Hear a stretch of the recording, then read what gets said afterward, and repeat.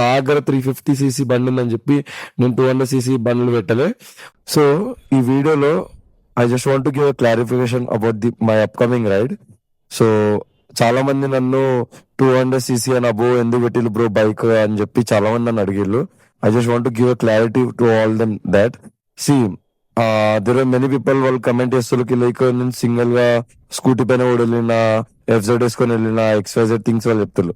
When you're going in single you will be responsible for your own bike and your own self.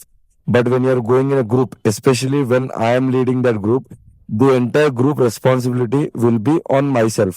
So ఒక same category of CC బండ్లు మనం maintain చేస్తాం. The facing, the acceleration of the bike, everything will be constant so that every one will having the better coordination and also like ఒక study face లో ఉంటారు. ఇప్పుడు మనం different bikers కి different cruising ఉంటుంది. బట్ ఒక same range of bikers మనం ఒక గ్రూప్ లో పెడితే the cruising will be in a better way. So that is the reason I have selected bikes 200cc and above. So నా దగ్గర 350cc బండి ఉందని చెప్పి నేను 200cc బండ్లు పెట్టలే. Only because I kept this one, only because so that we can cruise in a single pace with an perfect coordination. అంతే.